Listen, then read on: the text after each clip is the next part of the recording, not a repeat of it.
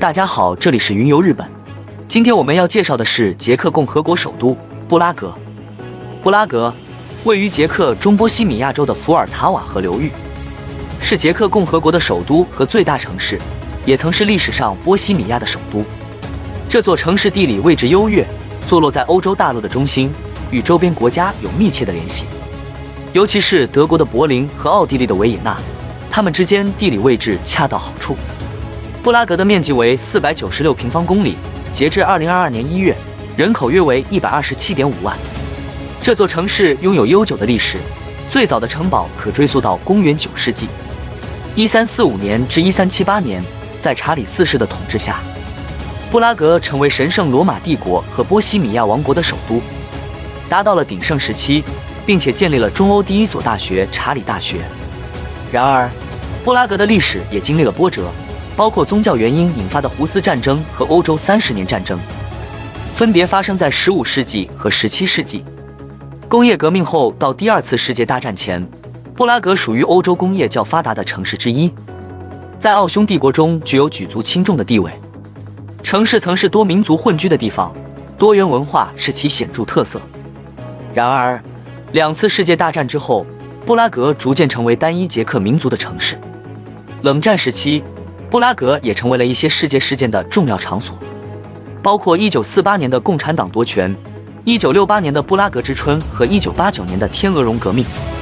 布拉格以其丰富多样的历史遗迹和建筑而闻名，这些建筑代表了各个历史时期和各种建筑风格，包括罗马式、哥特式、文艺复兴、巴洛克、洛可可、新古典主义、新艺术运动、立体派或超现代主义。城市的建筑物通常具有丰富多彩的外观，以红色屋顶和黄色墙壁为特色，因此被誉为千塔之城或金色城市，被认为是欧洲最美丽的城市之一。1992年，布拉格历史中心被联合国教科文组织列为世界文化遗产，每年吸引着大约870万游客，是欧洲第6受欢迎的旅游城市之一。2013年，布拉格还被列为世界上首个世界文化遗产城市。此外，布拉格也是欧洲的文化重镇之一，曾有许多音乐家如沃尔夫冈·莫扎特、贝多伊奇斯·梅塔纳、安东尼·德沃夏克以及作家弗兰兹·卡夫卡、瓦茨拉夫·哈维尔、米兰·昆德拉等在这里进行创作活动。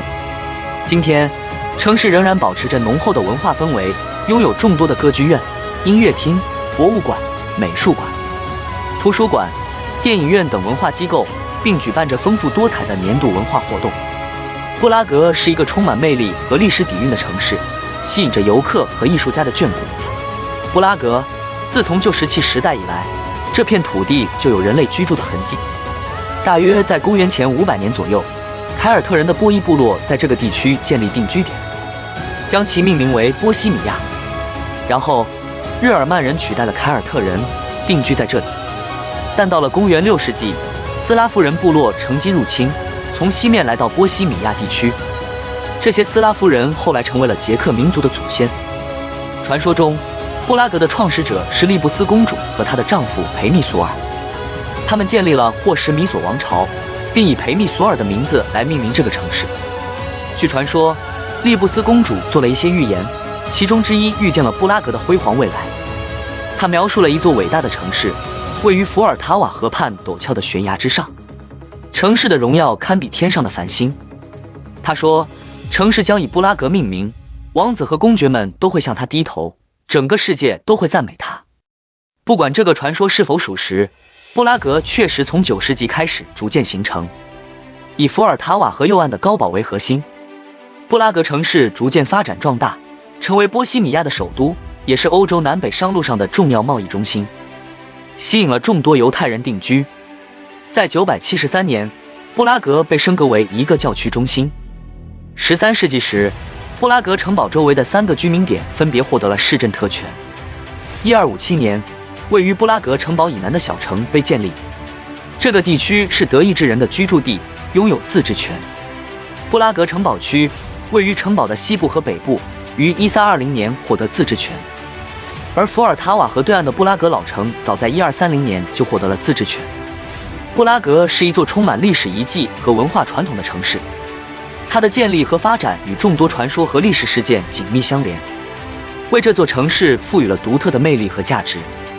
查理四世卡雷尔一世时期，14世纪，布拉格在神圣罗马帝国卢森堡王朝的查理四世统治下达到鼎盛时期。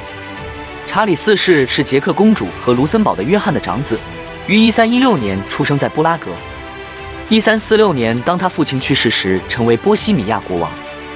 由于他的争取，布拉格教区在1344年升格为总教区。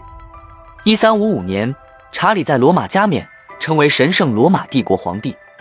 布拉格成为神圣罗马帝国的京城。查理希望布拉格成为世界上最美丽的城市之一。他将布拉格建成帝国境内最为辉煌的城市，而位于该市最为显赫的建筑就是圣维特主教座堂。在中欧首先采用了宏伟的哥特式，室内装饰采用了独立的艺术风格，称为波西米亚学派。1348年4月7日，他建立了中欧、北欧和东欧的第一所大学，今天称为查理大学，是捷克最古老的大学，也曾是德国第一所大学。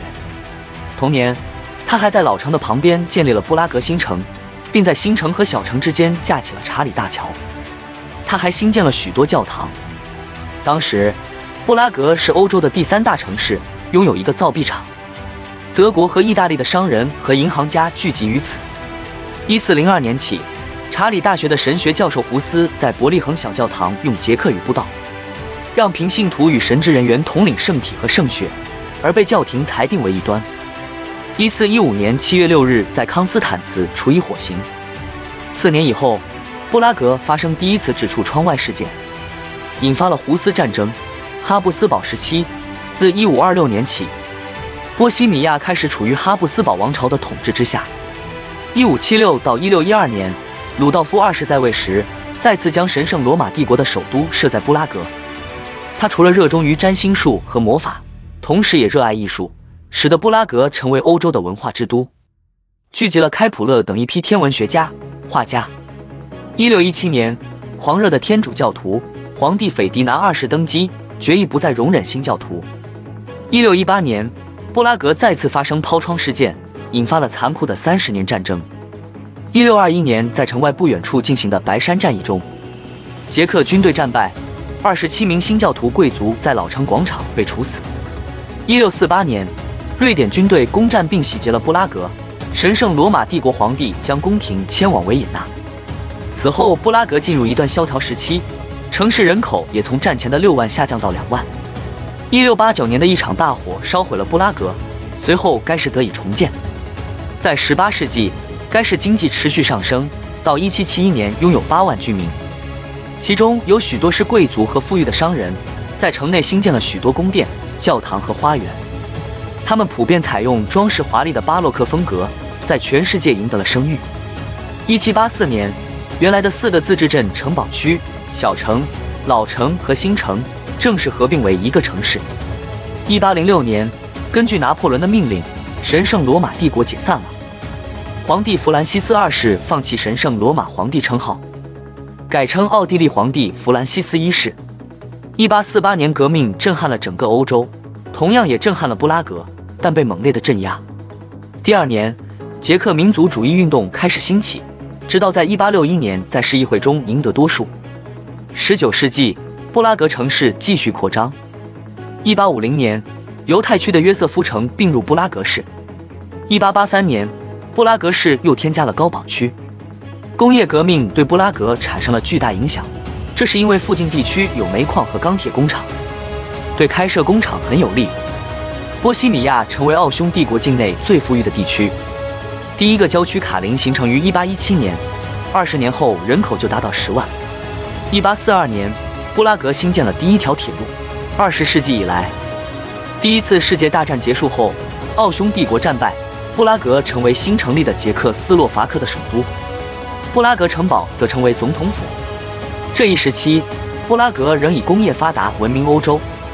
1922年初，周边37座自治城镇划归布拉格，居民骤增。1939年3月10日，希特勒命令德国军队占领了布拉格，成立波西米亚和摩拉维亚保护国。1945年5月5日，布拉格的捷克人发动了反对纳粹占领的布拉格起义。同一天，美军攻占了距离布拉格只有1小时路程的比尔森。帕顿将军意图解放布拉格，但被艾森豪威尔将军阻止。根据此前在雅尔塔会议上达成的秘密协议，波西米亚将由红军解放。1945年5月9日，苏联坦克开进了布拉格。战后，布拉格再次成为捷克斯洛伐克首都。许多捷克人真诚地感谢苏联士兵。战争结束数月后，苏联军队离开捷克斯洛伐克，但苏联保持了对捷克强烈的政治影响。1948年2月，共产党发动非流血政变，获取了布拉格政权。这时，布拉格长期思想活跃的知识分子群体无法适应战后的高压控制。1967年，该市举行的第4次捷克斯洛伐克作家协会大会上，米兰昆德拉等许多作家开始批评共产党。1968年1月5日，捷克新领袖亚历山大·杜布切克开始政治民主化运动及布拉格之春。同年8月20日，苏联及华约成员国武装入侵捷克，扑灭了这场运动。1989年，柏林墙倒塌后，布拉格街头挤满了人群，开始了天鹅绒革命。捷克斯洛伐克摆脱了共产党和苏联的影响。1993年，捷克斯洛伐克分治后，布拉格成为捷克共和国的首都。此后，布拉格日益受到全球化的影响。2000年爆发了反对全球化的抗议活动。2002年8月，布拉格遭受严重的洪灾，城中多处毁坏，比如布拉格地铁系统遭受重大破坏。幸好主要的景观无恙，如查理大桥和大多数艺术作品也幸存下来了。本期关于布拉格的介绍到这里就快要结束了，非常感谢大家看到片尾。如果您喜欢我们的视频内容，请帮忙点赞加关注，下期视频再见。